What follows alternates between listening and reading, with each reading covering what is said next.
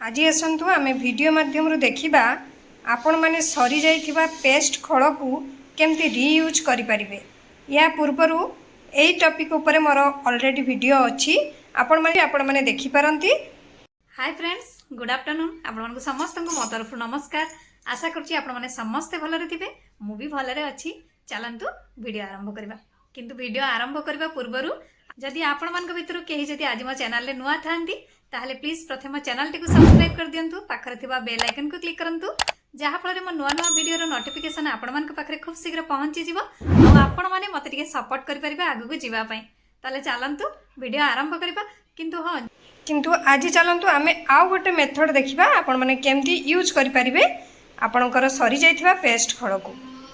आपण मैंने यही सरी जाइथिबा पेस्ट खड़ को धड़ा सार्ट रो कलर सफा करबा पई व्यवहार करें। ता सहित आपणकर स्विच बोर्ड सफा करें, एमती कि चश्मा काच सफा करें, मोबाइल कभर सफा करें, जेकोसी काच जिनिस भी सफा करें। ता सहित आपण मैंने ग्राइंडर जग बा ग्राइंडर को सफा करें, एमती कि ग्राइंडर प्लग को भी सफा करें। ता सहित आपण मैंने जोता भी सफा करें, एमती कि आयरन रूपा जिनस आपको जब कांथरे कौन नेल पॉलिश दाग लगी थाए बा लिपस्टिक दाग लगी थाए बा पिला माने गारे थांती ताले ताकू भी आपण माने रिमूव करि परिबे एही पेस्ट खड़ द्वारा। ता सहित आपण माने मिरर सफा करि परिबे, एमती कि पानी टैप ताकू भी सफा करि परिबे। ए सब तो आपण माने जानिले जोटा कि आपनकर सरी जाइथिबा पेस्ट खड़ को काटी नेबे, छोट छोट पीस करी आपण माने एही सब जिंस सफा करि परिबे।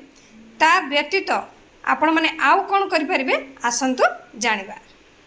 सेथिपई आपण माने जेकोसी गोटे पात्र नेबे, पात्र रे एबे कोन करिवे ना पेस्ट खड़ गुडी को आपनकर छोट छोट पीस आकार करि नेबे।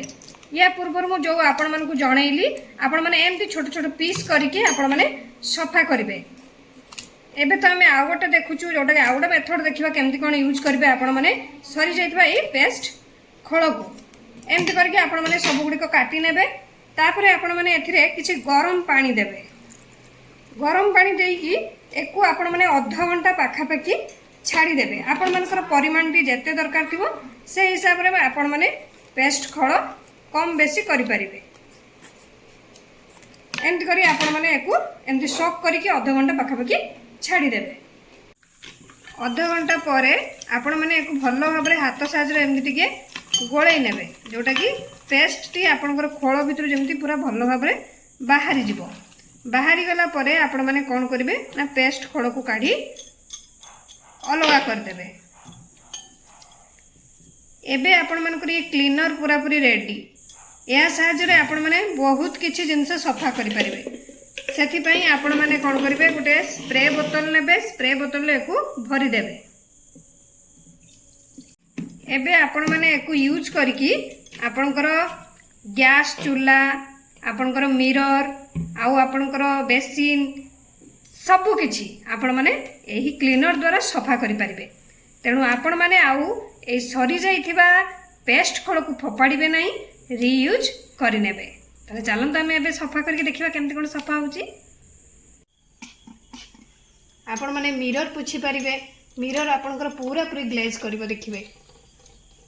देखले तो जो जिंस को आपण माने फोपाड़ी दउथले सेही जिंस रे आपनकर बहुत दामी दामी काम हो जाए। आपण माने मिरर तो देखिले पोछि परिबे। आपण माने जदि सही उपाय जदि पोछिबे जोटा कहली आपण माने खड़ काटी नेबे, काटी देकी खड़ गुडे को घसी देबे। घसिकी आपण माने तापर ओदा कपड़ा चिपुड़ी देबे, ओदा कपड़ा पोछि देबे, सफा हो जिवो। नहेले आपण माने एई मेथडटा अप्लाई करि परिबे। एंटी आपण माने पकई देबे सही क्लीनर को, तापर आपनकर मिरर पोछि देबे, पूरा पूरी सफा हो जिवो। सेमती आपण माने आपनकर गैस चूल्हा को भी पोछि परिबे।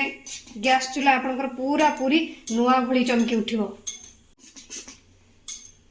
आपण माने देखि परथिबे हमर गैस चूल्हा टी केडे सुंदर सफा हो गला। सेमती आपण माने आपनकर कांथरे जदि किछि चिन्ह लागि थाए ताको भी आपण माने आराम से रिमूव करि परिबे। तापर ओदा कपड़ा रे आपण माने पोछि देबे, देखिबे आपनकर कांथर दाग पूरा पूरी चली जिवो। सेमती आपण मानकर वॉल टाइल रे जदि कोनोसी दाग थाए ताकू भी आपण माने एही क्लीनर द्वारा रिमूव करि परिबे। देखि परथबे हमरो दाग पूरा पूरी चली गलानी।